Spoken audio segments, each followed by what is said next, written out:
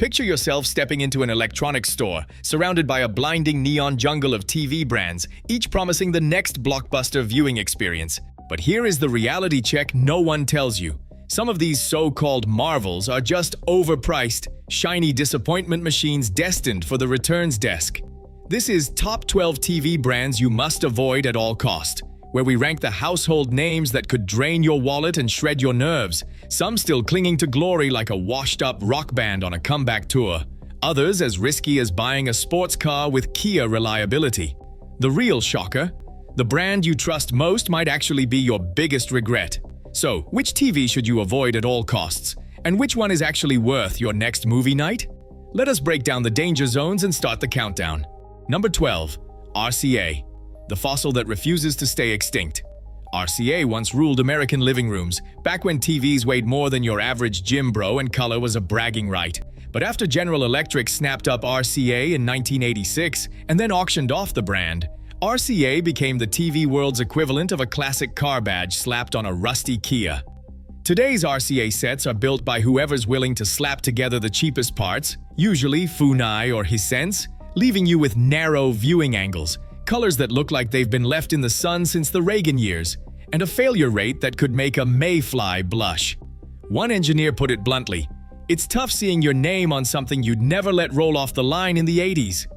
Owner stories don't get any cheerier. One unlucky customer described their RCA as modern art after the screen died within a year. At least it still looked good as a black rectangle. RCA's warranty support is a maze, parts are elusive, and the only thing consistent is disappointment. Buy one if you want nostalgia, but don't expect it to last longer than a mood ring. Bottom line, a fossil with a fresh barcode. Skip it. Number 10. Toshiba. The cake that's all frosting, no substance. Once a pioneer in TV tech, Toshiba's name used to mean something until the brand was sold off to Hisense in 2016. These days, a Toshiba TV is basically a Hisense with an Amazon Fire TV badge and a dash of old-school credibility. On the sales floor, it looks sharp and boots up with that slick Fire TV interface. But under the hood, things get dicey. Panels are prone to dead pixels, backlights fail with suspicious regularity, and the build quality feels like it was designed for planned obsolescence. Whistleblowers from the post-acquisition era have even admitted that cost-cutting was the main event. As one owner put it, buying Toshiba now is like getting a cake that's all frosting. Looks nice, but falls apart fast. If your dream is reliable Fire TV streaming, you could do worse. But if you want a TV that doesn't tap out before the next Olympics, look elsewhere. Verdict: nostalgia act in a new costume. Reliable for apps, less so for lasting picture quality. Number 11. Insignia. Best Buy's budget gamble and the TV equivalent of boxed wine. Cheap, easy to find, and destined for a headache. Insignia isn't a real manufacturer. It's Best Buy's in-house label, farmed out to whoever can make a TV for the lowest bid this quarter. One batch might come from Hisense, another from TCL, but the only thing you can count on is the price tag. Features sound fine on paper. HDR10, Fire TV OS, lots of sales stickers. But reality hits when you turn it on. Contrast and brightness are weak, local dimming is non-existent, and daylight viewing is a sad joke. Owner complaints pile up, screens dying within 18 months, remotes that quit after a few months, and apps that freeze harder than your last Zoom call. Warranty support? If you like scavenger hunts, you'll love chasing Insignia repairs. One owner summed it up. Bought 3 Insignias in 5 years. Every single one died. No repair possible. Bottom line, throwaway TV for a throwaway price. Expect a lifespan shorter than your last New Year's resolution. Number 9. JVC. The roulette wheel of television. Globally, the JVC name still carries some weight, but in the US, it's a wild card. Most JVC TVs here are built by Amtran or Vestel, and the only thing consistent is inconsistency. Menu lag is almost guaranteed, random app crashes are a rite of passage, and build quality can swing from decent to "did a toddler assemble this?" Some buyers luck out and get a passable set, but others find their remote stops working or their apps freeze up before the first binge watch is over. It's a quality lottery where the house almost always wins. As one owner put it, JVC is like a box of chocolates, mostly empty wrappers. Number 8. Philips. The two-face of the TV aisle. In Europe, Philips is a premium badge. Ambilight, OLED panels, the whole 9 yards. In the US, the Philips logo is just a sticker. Funai slaps on budget sets rolling out of Mexico. Expect outdated panels, sluggish menus, and a software experience that feels like it's running on borrowed time. The dual identity is more than confusing. It borders on bait and switch. Some buyers expect Euro luxury and get a slow, dim paperweight instead. One owner's review: "Thought I was getting a taste of Amsterdam, ended up with a layover in Cleveland." Bottom line, Philips in America is like ordering top shelf at the bar and being served boxed wine behind a curtain. Skip the US models unless you like surprises, and not the good kind. Number 7. Panasonic. The premium ghost-haunting tech blogs and AV forums everywhere. Panasonic once ruled the plasma era. If you had one, you were the envy of the block. But as the 2010s rolled on, Panasonic started pulling a disappearing act in the US. By 2016, they had packed up their consumer TV business and left the American market to the wolves, leaving only a few business displays and the faint scent of nostalgia behind. You can still find Panasonic OLEDs wowing crowds in Europe and Japan. Some say they are the best panels money can buy. But in the US, good luck. The last time you could walk into a Best Buy and spot a Panasonic TV, fidget spinners were considered high-tech. Try importing one today and you will get no US warranty, no service, and 0 app support. If something breaks, hope you are handy with a soldering iron or enjoy shipping a 65-inch screen to Belgium. One unlucky buyer described their new Panasonic OLED as a Ferrari without a steering wheel. All the power, none of the control. Bottom line, Panasonic is a ghost story for American buyers. Amazing tech, but you will need a Ouija board to get support. Number 6. Vizio.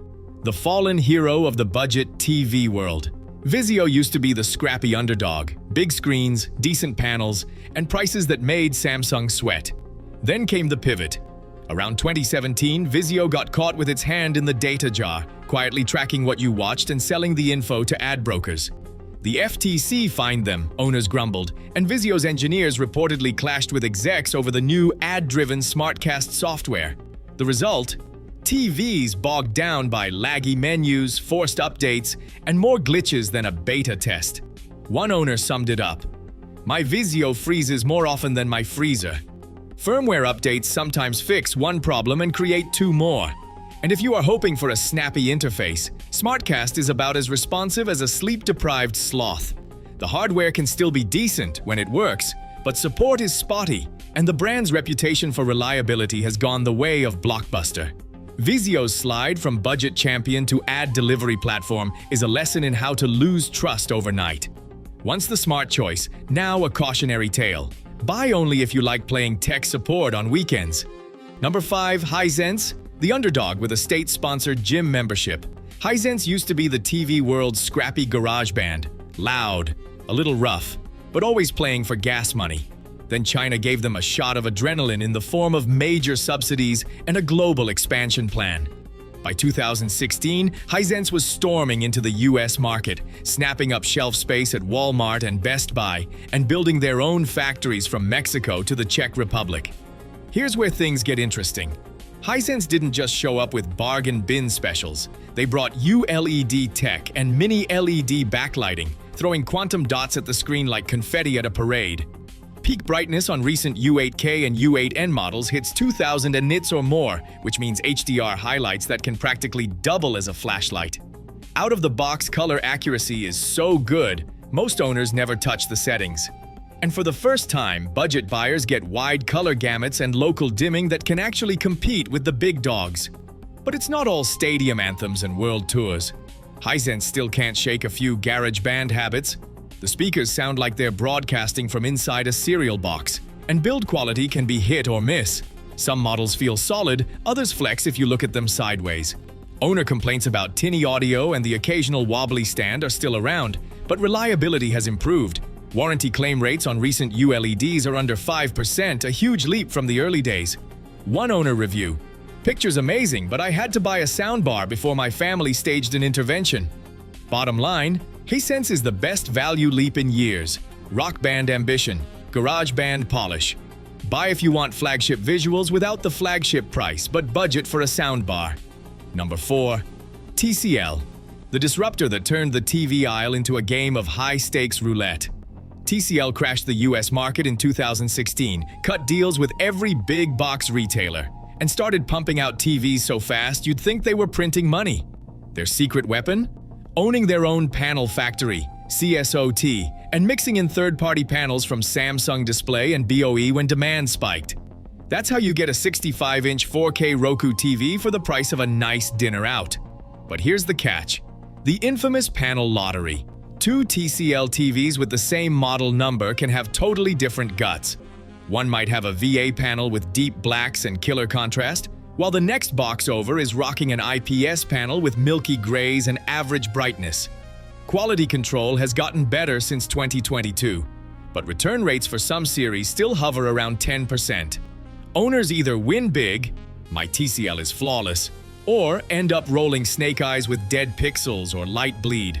Warranty support is decent, and TCL's Roku or Google TV software is snappy and easy to use.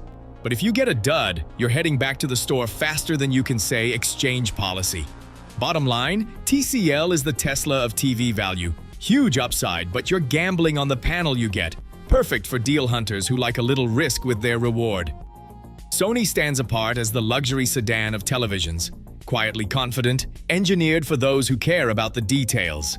The Bravia XR lineup, driven by the cognitive processor XR, analyzes every frame in real time, delivering motion so smooth that live sports and action films never blur or stutter. Color accuracy is where Sony truly excels. Independent benchmarks put their Delta E errors at levels that satisfy even professional colorists, making skin tones and landscapes look lifelike. Gamers and cinephiles praise the natural motion and clarity, and the A-rated warranty means support is handled by real people who know the product. Sony's approach is all about refinement. No neon tags, no gimmicks, just consistent excellence. But perfection has its limits. The acoustic surface audio, which vibrates the screen to create sound, offers crisp dialogue but lacks the power to fill a large room or deliver deep bass. Movie nights can feel restrained unless you add a soundbar. The price reflects the badge. Premium, with every feature accounted for, except for room-shaking sound. Samsung, in contrast, is the Times Square of TV. Bright, bold, impossible to ignore. Their Neo QLED panels use mini LED backlights to push brightness to levels that cut through daylight, making them ideal for sunlit rooms and vivid HDR content. Color and contrast are striking, and the technical innovation is hard to miss. Yet, the spectacle comes with a catch.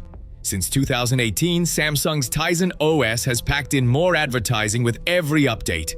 Banner ads, pop-ups, and preloaded streaming apps that can't be removed. Owners complain about sluggish menus and a home screen crowded with promotions, turning the TV into an ad platform as much as an entertainment hub. Sony delivers refinement and picture mastery but stumbles on audio. Samsung dazzles with brightness and innovation, then overwhelms with ads and clutter. Even at the high end, every choice comes with a trade-off. Number 1. LG, the OLED king, the symphony hall of television. LG didn't just win the OLED race, they built the track, lapped the competition, and sold tickets to the afterparty. Back when plasma was fading and everyone else was fumbling with LED tricks, LG doubled down on organic light-emitting diodes, brighter, purer, and impossibly thin. Their Paju mega plant in South Korea almost bankrupted the division in the early days, with yields so bad you'd think they were making soufflés, not screens. But the engineers stuck with it, fine-tuned compensation algorithms, and by 2020 started churning out panels that made movie buffs and gamers weep with joy. The picture is why LG sits on the throne. Blacks so deep you'll lose your remote in them, colors that pop like a Pixar storyboard, and motion so smooth even sports fans stop complaining. Whether you're watching a blockbuster, a playoff game, or a YouTube rabbit hole, LG's OLEDs deliver a front-row experience. Burn-in used to be the boogeyman, those ghostly channel logos haunting your screen forever. But here's the real story. With new compensation tech, actual burn-in rates have dropped below 0.5%. For most owners, the only thing that burns out is the popcorn before the panel. If you do need a replacement, LG's panel swap now costs about 30% of the original price, not a second mortgage. Of course, greatness isn't cheap. LG OLEDs are still pricey, and repairs aren't exactly pocket change. But for those who want the best, movies, games, streaming, the works, nothing else comes close in 2025. One owner said it best, I bought an LG OLED and haven't seen the inside of a movie theater since. Bottom line, if you want the gold standard, this is your ticket. LG is the king, and the crown fits perfectly.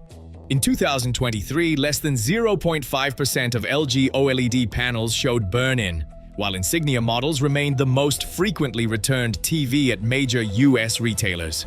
Over the past decade, RCA, Toshiba, and JVC have become licensed names with little connection to their original manufacturing, leading to inconsistent hardware and support. Panasonic's US market exit in 2016 left premium buyers with few options, while Vizio's 2017 FTC settlement over data privacy highlighted hidden risks beyond picture quality. Brands like Hisense and TCL have improved panel technology since 2016, but still face quality control complaints, as documented in recent consumer reports. Despite advances, many brands embed ads and limited software updates, a trend confirmed by multiple industry sources. What remains unclear is how future privacy practices or regional licensing will impact reliability. For now, the evidence shows that paying more often buys a longer-lasting TV, with LG OLED leading on picture quality and longevity. The gap between budget and premium sets is defined by real-world reliability, not just marketing claims.